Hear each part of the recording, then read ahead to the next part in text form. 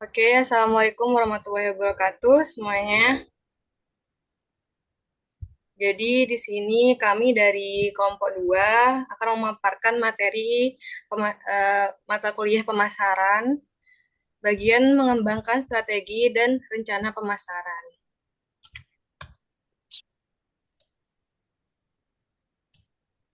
Jadi ini anggota kelompok kami.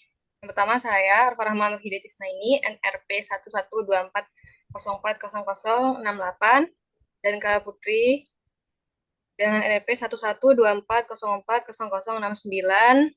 Lalu Laras Ayu, NRP 1124040079, dan M Rizal 1124040082, dan yang terakhir Sofiatun dengan NRP 1124040093. Jadi pembahasan kita kali ini ada yang pertama mengembangkan strategi dan rencana pemasaran. Mengembangkan strategi dan rencana pemasaran adalah suatu proses perencanaan yang dilakukan oleh perusahaan untuk mencapai tujuan bisnisnya melalui pemasaran. Nah, ini mencakup berbagai langkah strategis yang bertujuan untuk menciptakan nilai bagi pelanggan, membangun keunggulan kompetitif, serta meningkatkan penjualan dan profitabilitas. Selanjutnya, ada konsep nilai dalam pemasaran. Nah, dalam pemasaran ini, konsep nilai atau value itu diperoleh melalui 3 proses utama. Yang pertama ada choose atau memilih, yaitu perusahaan memilih pasar sasaran dan segmen pelanggan yang sesuai. Nah, yang kedua ada provide atau menyediakan, yaitu perusahaan menciptakan produk atau layanan yang memberikan nilai bagi pelanggan. Yang ketiga ada komunikatif atau mengkomunikasikan. Perusahaan menyampaikan nilai produk atau layanan kepada pelanggan melalui strategi komunikasi pemasaran. Selanjutnya ada rantai nilai. Nah, di sini ada 2, yaitu aktivitas utama dan aktivitas pendukung. Di aktivitas utama ini ada beberapa hal, yaitu yang pertama inbound logistik atau pengelolaan bahan baku dan pemasok. Selanjutnya ada operation atau proses produksi atau penyediaan. Selanjutnya outbound logistik, yaitu distribusi produk ke pelanggan. Terus ada marketing, yaitu aktivitas pemasaran dan promosi. Yang terakhir ada service atau dukungan pelanggan setelah pembelian. Terus yang selanjutnya, yang aktivitas pendukung, itu ada procurement, itu ya, pengembangan barang dan bahan baku. Selanjutnya ada human resource management, yaitu pengelolaan tenaga kerja. Terus selanjutnya ada technological development atau inovasi dan pembangunan teknologi. Yang terakhir ada infrastruktur perusahaan secara keseluruhan. Nah, selanjutnya ada proses bisnis inti. Nah, proses bisnis inti ini dalam pemasaran mencakup beberapa elemen utama. Yang pertama, fulfillment management atau manajemen pemenuhan pemesan pelanggan. Yang kedua, ada marketing sensing atau kemampuan perusahaan dalam memahami dan menganalisis pasar. Selanjutnya, customer relationship management, yaitu manajemen hubungan dengan pelanggan. Selanjutnya ada customer acquisition atau upaya pendapatan pelanggan baru. Yang terakhir ada new offering relation, itu proses inovasi dan pengembangan produk atau layanan baru. Selanjutnya ada kompetensi inti dan pembahasan holistik. Nah, di kompetensi inti ini merupakan keunggulan utama yang membuat perusahaan lebih unggul dibandingkan pesaing. Nah, karakter Kompetensi inti ini meliputi yang pertama ada berkontribusi terhadap manfaat yang dirasakan pelanggan, terus bermanfaat dalam berbagai pasar yang berbeda, dan sulit ditiru oleh pesaing. Nah, yang selanjutnya ada pemasaran holistik. Nah, pemasaran holistik ini mencakup 3 elemen utama. Yang pertama, eksplorasi nilai, yaitu menemukan peluang dan menciptakan nilai yang unik bagi pelanggan. Terus yang kedua ada penciptaan nilai, itu mengembangkan produk atau layanan yang memenuhi kebutuhan pelanggan. Yang terakhir ada penyampaian nilai, yaitu memastikan produk atau layanan mencapai pelanggan dengan cara yang efektif. Selanjutnya ada perencanaan strategis. Dalam perencanaan strategis terdapat beberapa langkah penting. Yang pertama, bisnis sebagai portofolio investasi. Maksudnya itu memperlakukan unit bisnis sebagai bagian dari investasi yang harus dikelola dengan sebaik mungkin. Yang kedua, yaitu menilai kekuatan setiap bisnis dengan cara menganalisis kekuatan dan kelemahan bisnis untuk menentukan strategi yang paling tepat gitu. Yang terakhir ada menetapkan strategi. Nah, dalam menetapkan strategi ini dibutuhkan mengembangkan rencana tindakan yang jelas untuk mencapai tujuan dari bisnis tersebut. Dan untuk materi selanjutnya akan dilanjutkan oleh Ananda Clara. Dipersilakan. Oke, selanjutnya ada perencanaan strategis, implementasi, dan kendali. Ada planning. Planning itu sendiri dibagi menjadi 4. Yang pertama, corporate planning. Corporate planning atau perencanaan adalah rencana strategis yang dibuat perusahaan untuk mencapai tujuan bisnis. Manfaat corporate planning itu sendiri yang pertama, kejelasan dalam tujuan bisnis, memastikan efisiensi penggunaan sumber daya, mendukung pengambilan keputusan yang efektif, dan mengkoordinasikan kegiatan dan tanggung jawab dan memotivasi karyawan. Yang kedua ada division planning. Division planning adalah perencanaan yang dilakukan oleh masing-masing divisi untuk mencapai tujuan spesifik mereka, mendukung tujuan perusahaan. Manfaat division planning itu sendiri, yang pertama, fokus pada tujuan divisi, yang kedua, pemanfaatan sumber daya alam yang lebih efisien, yang ketiga, peningkatan kinerja, yang terakhir, penyelesaian masalah akan teratasi dengan baik. Selanjutnya, yang ketiga, yaitu business planning. Business planning adalah proses perencanaan strategi bisnis untuk mencapai tujuan jangka pendek dan jangka panjang. Manfaat business planning yaitu membantu strategi bisnis yang efektif, meningkatkan kemampuan adaptasi bisnis, meningkatkan kepercayaan investor dan mitra, mengoptimalkan pengelolaan keuangan, dan memudahkan evaluasi dan pengukuran kinerja. Yang keempat, product planning. Product planning adalah perencanaan pengembangan, pemasaran, dan pengelolaan siklus hidup produk. Manfaat product planning yaitu yang pertama, mendorong investasi produk. Yang kedua, meningkatkan efisiensi pemasaran dan produksi. Yang ketiga, meminimalkan risiko kerugian. Selanjutnya, ada implementing. Yang pertama, organizing, yaitu proses mengatur sumber daya dan tugas agar tujuan organisasi tercapai secara efisien. Manfaat organizing itu sendiri yaitu meningkatkan efisiensi dan produktivitas, mempermudah koordinasi dan komunikasi, mempercepat pengambilan keputusan, dan meningkatkan motivasi kerja. Selanjutnya ada implementing. Implementing itu sendiri adalah proses menjalankan rencana atau strategi yang manfaat implementing yaitu memastikan rencana terlaksana dengan baik, meningkatkan efisiensi dan efektivitas kerja, memudahkan evaluasi dan perbaikan strategi, dan mendorong pencapaian tujuan secara optimal. Selanjutnya ada controlling.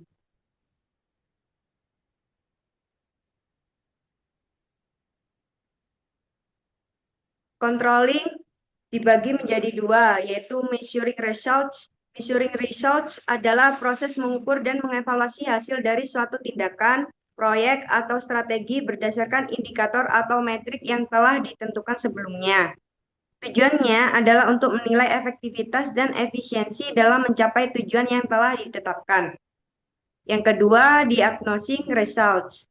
Diagnosing results adalah proses mencari tahu penyebab hasil yang didapat, baik itu sukses atau gagal, agar bisa diperbaiki atau ditingkatkan. Selanjutnya, rencana pemasaran. Rencana pemasaran yang pertama yaitu mengarahkan dan mengkoordinasikan upaya pemasaran, seperti menyusun strategi agar semua kegiatan pemasaran berjalan sejalan dengan tujuan bisnis. Yang kedua, meningkatkan lini produk atau tingkat merek dengan cara mengembangkan produk atau memperkuat merek agar lebih dikenal dan diminati pasar. Yang ketiga, tingkat strategis dan taktis. Strategis itu sendiri perencanaan jangka panjang seperti penentuan target pasar dan posisi merek. Taktis, langkah konkret seperti promosi, harga, dan distribusi. Selanjutnya, tingkat rencana pemasaran. Yang pertama ada strategis. Pertama, analisis peluang pemasaran dengan cara mengidentifikasi dan mengevaluasi peluang pasar berdasarkan tren, kebutuhan pelanggan, dan pesaing untuk menemukan segmen potensial. Yang kedua, keputusan pemasaran yang ditargetkan. Dengan cara menentukan strategi pemasaran berdasarkan data dan segmentasi untuk menjangkau audiens yang paling potensial secara efektif. Yang ketiga, proposisi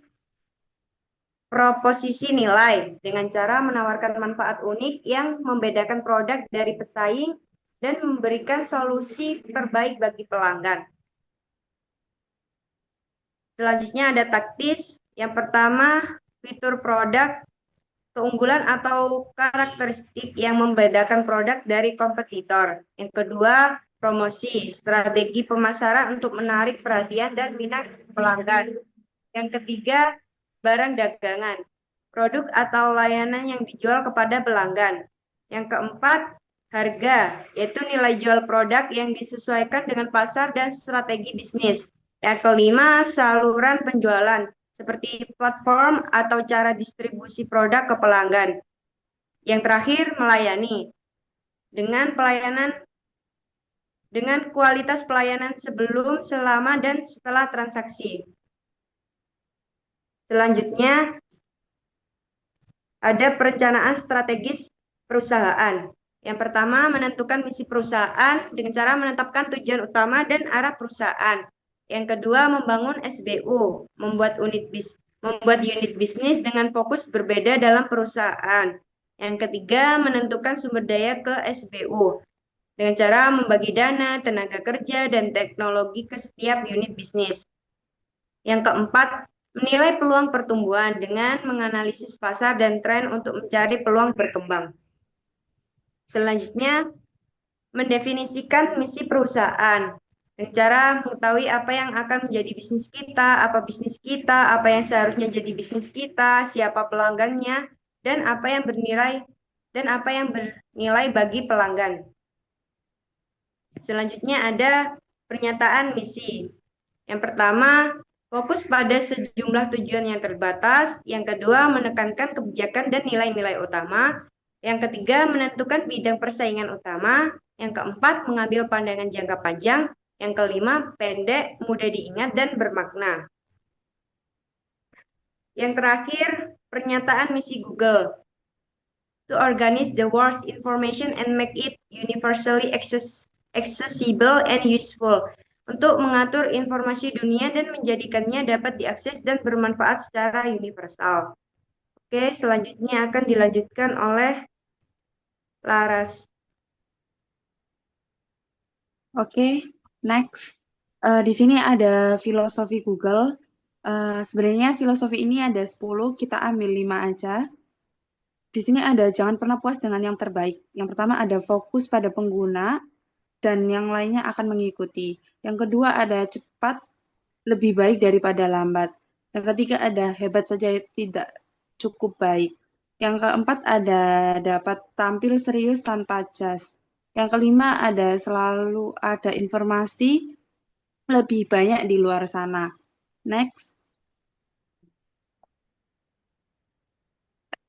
ada yang selanjutnya ada Strategic Business Unit atau SBU, unit bisnis yang mengoperasikan secara independen di bawah perusahaan.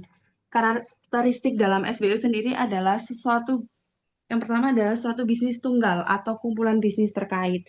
Yang kedua adalah pemimpin bertanggung jawab atas perencanaan dan profitabilitas. Yang ketiga ada persaingan yang unik. Selanjutnya, mendefinisikan SBU sendiri yaitu yang saat yang pertama adalah kebutuhan pelanggan, yang artinya permintaan spesifik pelanggan, contohnya harga murah dan teknologi canggih. Yang kedua ada teknologi yang digunakan untuk memenuhi kebutuhan seperti AI atau IoT. Yang ketiga ada kelompok pelanggan atau di sini ada contohnya adalah target pasar seperti pelajar, pekerja, dan perusahaan. Selanjutnya, nah ini yang merupakan contohnya. Misal ada perusahaan Union Pacific yang mendefinisikan produknya yaitu kami menjalankan jalur kereta api, serta definisi pasarnya adalah kami adalah perusahaan yang memindahkan orang dan barang. Seperti itu. Selanjutnya, penentuan sumber daya bagi SBU sendiri, penentuan sumber daya bagi Strategic Business Unit dapat dilakukan berdasarkan 4 jenis unit bisnis strategik dalam matrik BCG atau Boston Consulting Group. Yang pertama ada STAR, bintang atau mangsa pasar tertinggi, pertumbuhan tinggi, sumber daya besar untuk ekspansi dan inovasi. Yang kedua ada cash cow atau sapi perah, mangsa pasar tertinggi, pertumbuhannya rendah. Sumber daya yang lebih sedikit fokus pada efisiensi dan profitabilitas. Yang ketiga ada question mark atau tanda tanya. Ini mangsa pasarnya rendah tapi pertumbuhannya tinggi. Jadi evaluasi potensi jika menjanjikan diberi investasi besar, jika tidak dikurangi. Yang keempat ada dog atau anjing. Mangsa pasarnya rendah dan pertumbuhannya juga rendah. Sumber daya ini minim, bisa dihentikan atau dialihkan. Next. Yang terakhir ada yang terakhir dari saya ada menilai peluang pertumbuhan. Menilai peluang pertumbuhan dalam SBU dengan alur bisnis baru ya. Yang pertama kita ada opportunities atau pengembang. Opportunities ini ada pengembangan produk, pasar, dan teknologi baru. Terus yang kedua itu ada downsizing atau mengurangi aktivitas bisnis yang kurang menguntungkan. Yang ketiga ada eliminate bisnis, yaitu menutup bisnis yang tidak menghasilkan profit. Strategi ini membantu SBU fokus pada bisnis yang lebih potensial dan kompetitif. Selanjutnya akan dijelaskan oleh teman saya yang bernama Sofi.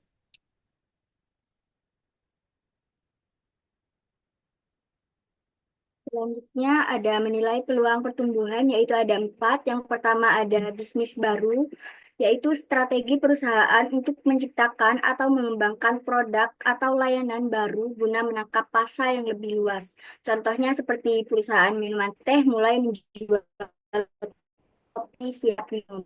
Yang kedua, situasi atau dapat dimanfaatkan untuk pertumbuhan bisnis seperti meningkatnya tren makanan sehat yang membuka peluang bisnis kuliner organik. Yang ketiga ada perampingan, yaitu mengurangi skala bisnis agar lebih efisien, misalnya menutup cabang yang kurang menguntungkan dan fokus pada pemasaran digital. Yang terakhir ada menghilangkan bisnis, yaitu menghentikan produk atau unit usaha yang tidak lagi menguntungkan, seperti perusahaan ponsel yang menghentikan produksi model lama yang kurang diminati. Next.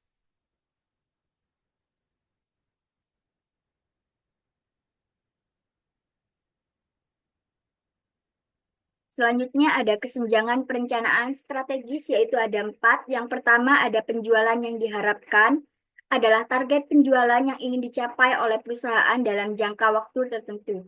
Jika ada kesenjangan antara penjual aktual dan yang diharapkan, perusahaan harus mencari strategi untuk menutup kesenjangan tersebut. Selanjutnya ada pertumbuhan diversifikasi, yaitu strategi pertumbuhan yang dilakukan dengan memasuki pasar atau produk baru yang belum pernah dijalani sebelumnya. Ini bertujuan untuk mengurangi risiko dan memperluas peluang bisnis. Yang ketiga ada kesenjangan perencanaan strategis, yaitu selisih antara pertumbuhan yang diproyeksikan dengan pertumbuhan yang diinginkan oleh perusahaan. Kesenjangan ini perlu diatasi dengan strategi pertumbuhan yang tepat seperti intensifikasi, integrasi, atau diversifikasi. Yang terakhir ada pertumbuhan integratif, yaitu strategi pertumbuhan yang dicapai dengan mengakui sisi atau mengendalikan saluran distribusi, pemasok, atau pesaing untuk memperkuat posisi pasar. Next. Kesenjangan perencanaan strategis. Yang kelima ada portofolio saat ini, yaitu koleksi produk, pelayanan, dan bisnis yang sedang dijalankan oleh perusahaan. Analisis portofolio ini membantu dalam menentukan strategi pemasaran yang tepat, apakah harus dikembangkan, dipertahankan, atau dihentikan. Nah, yang terakhir ada pertumbuhan intensif, yaitu strategi yang digunakan untuk meningkatkan pertumbuhan bisnis dengan memaksimalkan potensi produk dan pasar yang sudah ada. Contohnya melalui penetrasi pasar, pengembangan pasar, atau pengembangan produk. Next. Ada pertumbuhan intensif, yaitu jaringan ekspansi produk pasar.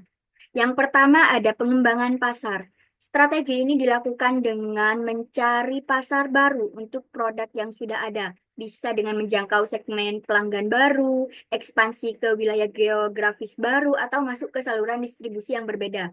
Yang kedua ada diversifikasi. Perusahaan mengembangkan produk atau layanan baru di pasar yang belum digarap sebelumnya.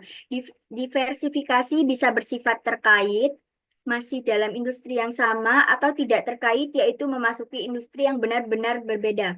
Yang ketiga ada penetrasi pasar, yaitu fokus pada peningkatan penjualan produk yang sudah ada di pasar, yang sudah ada dengan strategi seperti promosi agresif, penyesuaian harga, atau peningkatan distribusi untuk meningkatkan pangsa pasar.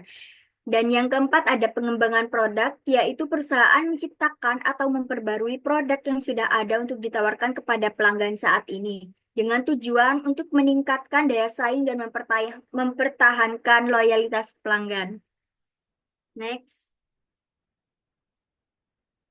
Selanjutnya ada pertumbuhan integratif, yaitu satu ada integrasi bisnis. Strategi ini mencangkup berbagai bentuk integrasi seperti vertikal atau horizontal untuk meningkatkan efisiensi, mengurangi biaya, atau memperluas kontrol atas rantai pasokan dan distribusi. Yang kedua ada integrasi dengan pemasok, yaitu perusahaan mengakuisisi atau menjalin kerjasama erat dengan pemasok, perusahaan mengakuisisi atau menjalin kerjasama erat dengan pemasok bahan baku atau komponen agar mendapatkan pemasok yang stabil, harga lebih kompetitif, dan kontrol lebih besar atas kualitas produk. Yang ketiga ada integrasi dengan grosir atau distributor, yaitu perusahaan mengambil alih atau bekerja sama dengan distributor atau grosir untuk memastikan produknya lebih mudah tersedia di pasar dan mengurangi ketergantungan pada pihak ketiga dalam distribusi. Dan yang keempat ada integrasi dengan kompetitor. Perusahaan mengakuisisi atau bergabung dengan pesaing untuk mengurangi persaingan, meningkatkan pangsa pasar, dan memperoleh keunggulan kompetitif dalam industri. Next.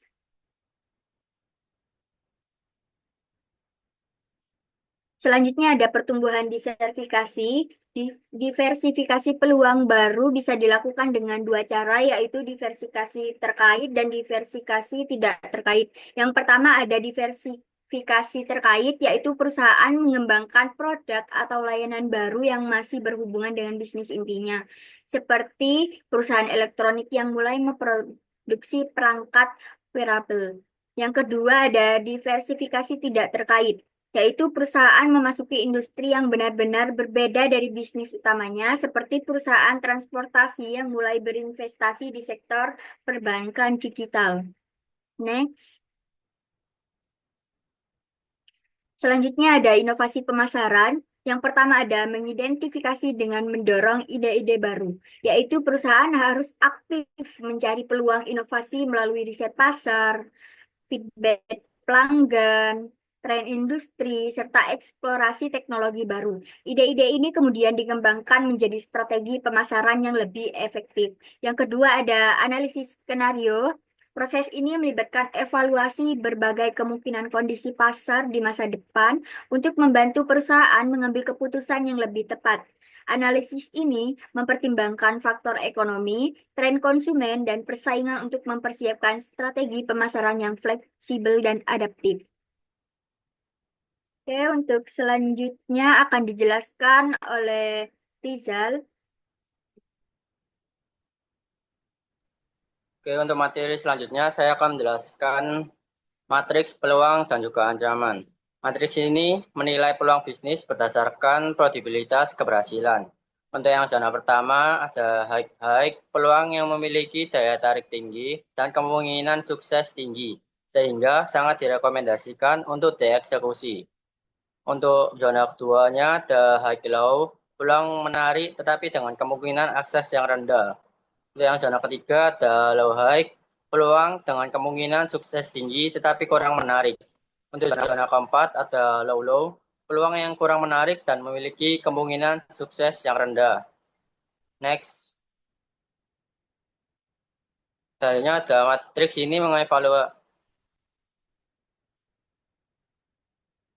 ini mengevaluasi ancaman berdasarkan probabilitas terjadinya dan tingkat dampaknya.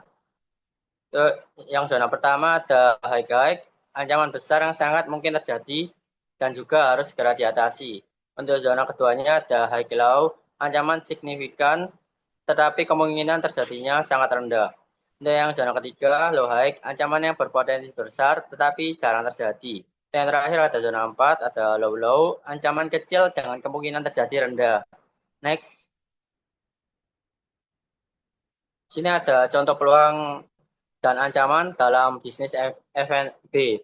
Contoh peluang dalam bisnis F&B yang pertama ada meningkatkan tren makanan sehat. Dengan meningkatkan makanan sehat untuk menawarkan menu rendah kalori dan berbahan organik. Yang kedua, peningkatan layanan delivery, menjalin kerjasama dengan layanan pengiriman makanan seperti kayak Shopee Food, Gojek, dan yang lainnya.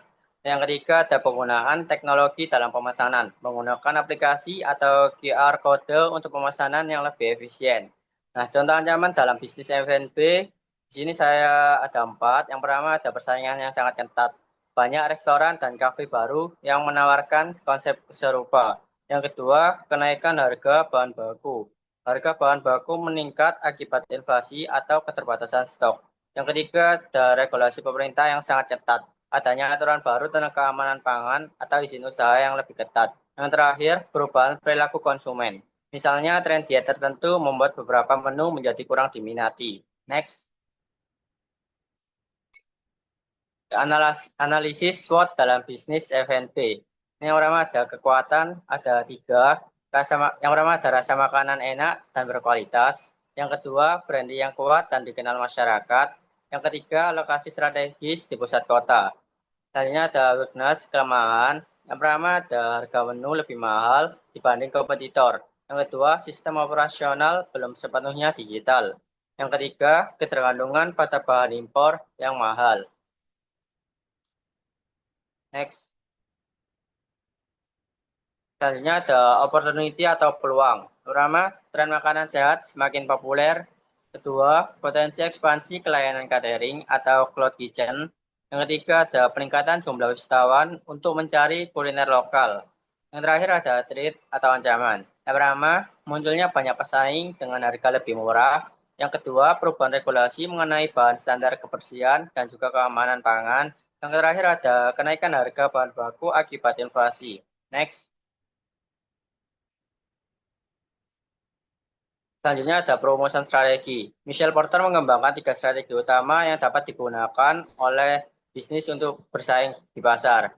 Pertama ada cost leadership, kepemimpinan biaya, menekan biaya produksi agar bisa menawarkan harga yang lebih murah dari pesaing. Yang kedua, differentiation, atau yang bisa disebut diferensiasi, menawarkan sesuatu yang unik agar produk lebih menarik dibandingkan kompetitor. Yang ketiga, fokus pada niche market, mengkhususkan bisnis pada segmen pasar tertentu yang lebih spesifik. Ini ada ketambahan yang terakhir, strategis alliance. Aliansi strategis. Aliansi strategis berarti bekerjasama dengan pihak lain untuk saling menguntungkan. Next. Selanjutnya ada perumusan tujuan. Dalam menyusun tujuan bisnis, kita harus memastikan bahwa tujuan tersebut memenuhi beberapa kriteria berikut. Yang pertama ada ranking, diberi peringkat. Tujuannya harus diurutkan berdasarkan prioritas dari yang paling penting hingga yang kurang penting. Yang kedua, konsisten. Tujuan harus selaras dengan visi dan misi bisnis secara strategi yang sudah direncanakan dahulu. Yang ketiga, harus terukur. Tujuan harus memiliki angka atau parameter yang jelas untuk mengukur keberhasilannya. Misalnya, meningkatkan penjualan sebesar 20% dalam 6 bulan. Yang terakhir ada realistis. Tujuan harus bisa dicapai dengan sumber daya yang tersedia, bukan hanya ambisius tanpa perhitungan yang matang. Next. Selanjutnya ada perencanaan produk. Perencanaan produk melibatkan penyusunan strategi pemasaran untuk memastikan bahwa produk bisa sukses di pasaran. Pertama, eksekutif, summary, and table of content. Ringkasan singkat tentang bisnis dan strategi pemasaran yang akan dijalankan. Yang kedua, analisis situasi, memahami kondisi pasar, saing, dan target pelanggan. Yang ketiga, strategi pemasaran. Bagaimana cara mempromosikan produk ke target pasar. Yang keempat, proyeksi keuangannya. Perkiraan biaya dan pendapatan yang akan diperoleh nantinya dari strategi pemasaran yang akan dijalankan. Yang terakhir, kontrol implementasi. Mengukur apakah strategi yang diterapkan berjalan sesuai dengan rencana. Next. Sekian presentasi dari kami. Semoga tidak hanya didengar, tapi juga menginspirasi. Thank you. Oke, ya. Oke. Sekian Oke. presentasi dari kelompok kami. Kurang lebihnya mohon maaf. Wassalamualaikum Warahmatullahi wabarakatuh. wabarakatuh.